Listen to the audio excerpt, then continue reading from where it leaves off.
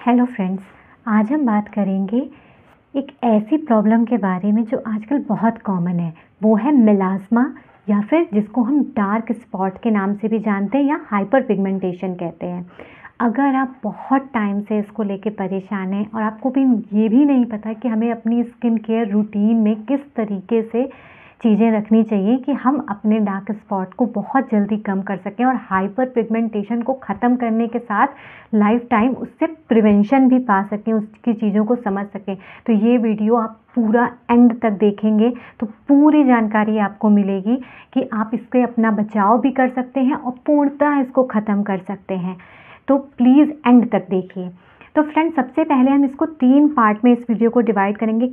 Causes, उसके बाद इसका प्रोडक्शन और ट्रीटमेंट। तो सबसे पहले हम इसके कॉजेज़ के बारे में जान लेते हैं, क्यों होते हैं। तो इसके होने के कारण बहुत सारे हैं, जैसे कि हार्मोन्स का इम्बैलेंस हो जाना, समटाइम्स प्रेगनेंसी के टाइम में लोगों को हाइपर पिगमेंटेशन हो जाता है। लेकिन सबसे पहला जो कारण है वो है सन एक्सपोजर। सन एक्सपोजर से सबसे ज़्यादा हाइपर पिगमेंटेशन की प्रॉब्लम होती है। समटाइम्स कुछ हमने ऐसी मेडिसिन्स ले ली हैं जो बहुत ज़्यादा हमारी स्किन को सेंसिटिव बनाती हैं, तब भी ये प्रॉब्लम हो जाती है। अब हम जानते हैं कि इसका प्रोडक्शन कैसे होता है। तो जानिए फ्रेंड्स, सबसे पहले जो सनलाइट हमारी स्किन पर पड़ती है तो हमारी स्किन में एक मेलानोसाइट नाम के सेल्स होते हैं। तो जैसे ही सनलाइट पड़ती है वो मेलानोसाइट हाइपर एक्टिव फॉर्म में आ जाते हैं और ज़्यादा मेलानिन प्रोड्यूस करते हैं, क्योंकि मेलानोसाइट सेल में ये स्टार्ट हो गए होना। इसमें टायरोसिनेज एक एंजाइम है, ठीक है ना, वो मेलानोसाइट सेल में प्रेजेंट होता है, जो कि इसका प्रोडक्शन सनलाइट के एक्सपोजर जब ज़्यादा होने लगता है तो ये बढ़ा देता है इसका प्रोडक्शन। तो क्या होता है कि फिर धीमे धीमे एक जगह मेलानिन इकट्ठा होते हैं और वो डार्क स्पॉट के फॉर्म में हमारी स्किन में धीमे धीमे बनने लगते हैं। तो फ्रेंड्स, हम ट्रीटमेंट में सबसे पहले मैं बात करूँगी कि हम इसमें 3 चीज़ कर सकते हैं। 3 चीज़ें जानने लायक हैं। एक तो आपको प्रोटेक्शन कैसे करना है, ठीक। दूसरा, इसमें इंग्रेडिएंट आपके कौन से ऐसे इंग्रेडिएंट हैं हमारे कॉस्मेटिक्स में या फिर हमारे हर्बल, अगर हम हर्बल इंग्रेडिएंट की बात करें तो मैं उसके बारे में भी बताऊंगी। तो उनमें ऐसे कौन से इंग्रेडिएंट हैं जो हमें हेल्पफुल हो सकते हैं इसको ट्रीटमेंट देने में, ठीक है। और तीसरा, लास्ट में मैं बात करूँ कि आपको स्किन केयर कैसे करनी है। तो फ्रेंड्स, सबसे पहले आप प्रिवेंशन, मेरे ख्याल से सब कोई जानता है कि सनस्क्रीन कितनी ज़रूरी है। तो फ्रेंड्स, एक बात जान लीजिए, 30+ से कम की सनस्क्रीन तो बिल्कुल भूल ही जाओ, कोई काम की नहीं है, ठीक है ना। और PA++ होना चाहिए। मैंने अपनी बहुत सारी सनस्क्रीन के रिव्यू करे, उसमें इसकी इम्पोर्टेंस भी बताई है कि क्यों आपको क्या क्या देख के सनस्क्रीन चीज़ें लेनी चाहिए। सनस्क्रीन में क्या चीज़ें हैं जो बहुत ज़्यादा इंपॉर्टेंट है, वो आपको देखनी चाहिए। सबसे पहले 30+ या उससे ज़्यादा, मैक्सिमम 50 इनफ है। 50 से ज़्यादा की तो बिल्कुल कोई ज़रूरत नहीं है। और टिंटेड सनस्क्रीन, अगर आप मेलास्मा जैसी प्रॉब्लम से जूझ रहे हैं तो फ्रेंड्स, टिंटेड सनस्क्रीन, क्योंकि जब आपको एक बार हो गया है मेलास्मा तो आप सोचो कि मतलब ये विजिबल लाइट जो होती है ना, ये जो बल्ब से, ये मोबाइल से, लैपटॉप, टीवी, जगह जगह यहाँ से विजिबल लाइट से भी हमारा जो स्किन में ना इफ़ेक्ट आता है और हाइपर पिगमेंटेशन की प्रॉब्लम को और ज़्यादा बढ़ा देता है। तो हमें विजिबल लाइट से भी प्रोटेक्शन लेना है। दैट्स वाई आपको टिंटेड सनस्क्रीन की ज़रूरत है, ठीक है। अगर आपने सनस्क्रीन नहीं लगाई, आगे के सारे स्टेप्स बेकार हो जाएंगे। अब हम इंग्रेडिएंट की बात करते हैं अपने, क्या हैं जो बहुत ज़्यादा इम्पॉर्टेंट इंग्रेडिएंट है। तो फ्रेंड्स, अभी मैंने आपको टायरोसिनेज एंजाइम के बारे में बताया था, जो कि आपके मेलानिन को प्रोड्यूस करते हैं।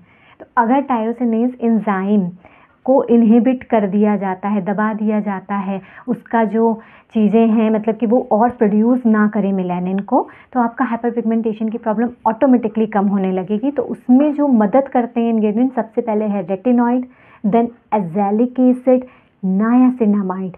अब हम बात करते हैं कुछ ऐसे इंग्रेडिएंट जो हर्बल टाइप के होते हैं। उसमें है अल्फा आर्ब्यूटिन, जो आपको फ्रूट्स में भी मिल सकते हैं, liquorice, kojic acid, vitamin C, mulberry, green tea, glutathione and so on, बहुत सारे हैं, लेकिन ये मेन इंपॉर्टेंट इंग्रेडिएंट थे। तो रेटिनॉइड सबसे ज़्यादा आपकी हेल्प करने वाला है, क्योंकि रेटिनॉइड जो एक तो वो टायरोसिनेज की एक्टिविटी को इनहिबिट करने के साथ साथ एक काम और करता है, वो आपके स्किन का सेल टर्नओवर बढ़ाता है, डेड स्किन को भी हटा देता है।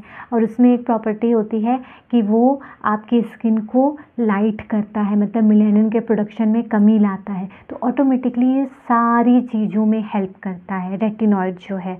तो इसीलिए अगर आप बिगिनर हैं तो ट्रिटिनिन भी यूज़ कर सकते हैं। इसके और भी ट्रीटमेंट होते हैं जो आप डर्मेटोलॉजिस्ट से क्लिनिक में जाके करवा सकते हैं, लेकिन हम उसके बारे में यहाँ डिस्कस नहीं करेंगे। हम सिर्फ स्किन केयर रूटीन के बारे में डिस्कस करेंगे। तो सबसे पहले आपको देखना है कि मॉर्निंग क्लिंजर, ठीक है ना। जब हम स्किन केयर रूटीन की बात करते हैं तो सबसे पहले क्लिंजिंग की बात करते हैं। तो आपके क्लिंजर में क्या चीज़ें होनी चाहिए? उसमें होना चाहिए एक बहुत अच्छा और माइल्ड तरीके का एक्सफोलिएंट, ठीक है ना। आप सैलिसिलिक एसिड का फेस वॉश या AHA BHA इस टाइप से फेस वॉश, जिसके बारे में मैंने बहुत डिस्कस किया है अपने प्रीवियस वीडियोज़ में, और या फिर एक जेंटल क्लिंजर ले सकते हैं जिसमें सेटाफिल जेंटल क्लिंजर, या आपको सिंपल का सूट करता है, या कोई भी जो आपको बहुत दिनों से आप यूज़ कर रहे हैं और आपको सूट करता है वो जेंटल क्लिंजर आप लें। क्योंकि हम एक्सफोलिएंट इसमें यूज़ तो करते हैं AHA BHA जो कि हमारे डेड स्किन को निकालता है, और इसी तरीके से वो मतलब सेल का टर्नओवर भी थोड़ा थोड़ा बढ़ाने में भी हेल्प करता है। लेकिन ये क्या होता है कि ये वॉश हो जाता है तो बहुत ज़्यादा देर तक तो स्किन में रहेगा ही नहीं। तो इसलिए आप जेंटल क्लिंजर यूज़ करिए, क्योंकि इस टाइम आपकी स्किन थोड़ी बहुत सेंसिटिव भी हो जाती है हाइपर पिगमेंटेशन हो जाने के बाद। क्लिंजिंग के बाद आपको पता है कि एक मॉइस्चराइज़र या एक सीरम लगा सकते हैं। तो हमें जो मॉइस्चराइज़र यूज़ करना है उसमें देखना है कि उसमें विटामिन C, उसमें नायासिनामाइड, या फिर हम सीरम भी यूज़ कर सकते हैं। एक मॉइस्चराइज़र आप अलग कर लीजिए और एक सीरम कर लीजिए। जो हम क्लिंजिंग के बाद या आप टोनर यूज़ करते हैं तो टोनर के बाद आप अपना ये सीरम अप्लाई कीजिए जिसमें vitamin C, niacinamide, kojic acid ये चीज़ें प्रेजेंट हो, ठीक है। अब विटामिन C सीरम अगर मैं बात करूँ तो ये लॉरियल का और ऑर्डिनरी का, फॉर्मूला RX का बहुत अच्छा आता है, ठीक है ना। और अगर नायासिनामाइड सीरम तो मैंने मिनिमलिस्ट का यूज़ किया है। 5% इज़ इनफ ना, 5% ज़्यादा, आपको इससे ज़्यादा यूज़ करने की ज़रूरत है कि 10% पे नायासिनामाइड जाए। बिल्कुल भी मत जाइएगा, क्योंकि अगर आपने कभी यूज़ नहीं किया है तो आपकी स्किन में सेंसिटिविटी को बढ़ा सकता है, ठीक है। तो 5% इनफ है। मिनिमलिस्ट का मैंने यूज़ किया है तो मैं वो आपको बता सकती हूँ अपने मतलब एक्सपीरियंस है कि वो अच्छा है और बिगिनर फ्रेंडली भी है। तो ये जो इंग्रेडिएंट है खासकर niacinamide and vitamin C skin में हीलिंग भी करेगा और स्किन में स्पॉट रिमूव करने में भी हेल्प करेगा। तो ये आपके मॉर्निंग रूटीन का पार्ट होना चाहिए। और नाइट रूटीन में सेम आपको जेंटल क्लिंजर यूज़ करना है। उसके बाद बस कोई रेटिनॉल क्रीम है, ठीक है ना, जो आप ऑलरेडी यूज़ करते आ रहे हैं, ठीक है ना। उसमें ज़्यादातर रेटिनॉल क्रीम्स में बहुत सारी अच्छे इंग्रेडिएंट मिक्स होते हैं, लाइक विटामिन C वगैरह होता है, हाइलुरोनिक एसिड होता है, नायासिनामाइड भी समटाइम होता है। तो और अगर सिंपल नायासिनामाइड का सीरम है आपके पास तो आप रेटिनॉल क्रीम यूज़ करिए। और पूरे मतलब मंडे टू सैटरडे आप रेटिनॉल क्रीम यूज़ करेंगे और संडे को फिर नायासिनामाइड सीरम लगा के मॉइस्चराइज़र, नॉर्मल मॉइस्चराइज़र लगा के आप ब्रेक कर सकते हैं इसको, ठीक है ना। स्किन साइक्लिंग पे एक वीडियो बना रखा है, वो आप चाहें तो देख सकते हो, तो उससे आपको और हेल्प मिलेगी। लेकिन जो लोग रेटिनॉल क्रीम अभी तक यूज़ नहीं कर रहे हैं और चाहते हैं मिलाज़मा ख़त्म हो, तो आप ट्रिटिनिन यूज़ करेंगे। ट्रिटिनिन क्रीम आप रात में लगाएंगे, ठीक है। आप अपना कोई भी सीरम अगर आप ऑलरेडी यूज़ कर रहे हैं विटामिन C का तो आप उसको अप्लाई कर सकते हैं, अगर आप फ्रेंडली हैं तो उससे। और अगर नहीं है तो सिर्फ आप क्या करेंगे, मॉइस्चराइज़र लगाइए, ट्रिटिनिन क्रीम लगाइए, अगेन मॉइस्चराइज़र लगाइए। और अगर आप बिल्कुल यूज़ नहीं किए हैं तो ट्रिटिनिन आप इस तरीके से, किस तरीके से लगाना है प्लीज़ मेरा वीडियो देखिए, क्योंकि अब मैं इसमें बनाऊँगी ना तो बहुत लंबा हो जाएगा। तो आप रोज़ ट्रिटिनिन यूज़ ना करें, फिर भी मैं कहूँगी अगर आपने कभी यूज़ नहीं किया आप जाके मेरी वो वाली वीडियो देखें ट्रिटिनिन की, उसमें मैंने डिटेल में सिर्फ ट्रिटिनिन के बारे में बताया कि कैसे यूज़ करना है। तो इस तरीके से आप इसको यूज़ कर सकते हैं और अपने स्पॉट को रिमूव कर सकते हैं, बिल्कुल जड़ से ख़त्म कर सकते हैं। और प्लीज़ सनस्क्रीन तो मस्ट है, सनस्क्रीन नहीं लगाया सब कुछ बेकार। और अगर रात में ट्रिटिनिन या रेटिनॉल की क्रीम यूज़ करिए तो भूल के भी सुबह सनलाइट में बिल्कुल भी सनस्क्रीन के बिना ना जाएं, प्लीज़ सनस्क्रीन के बिना ना जाएं।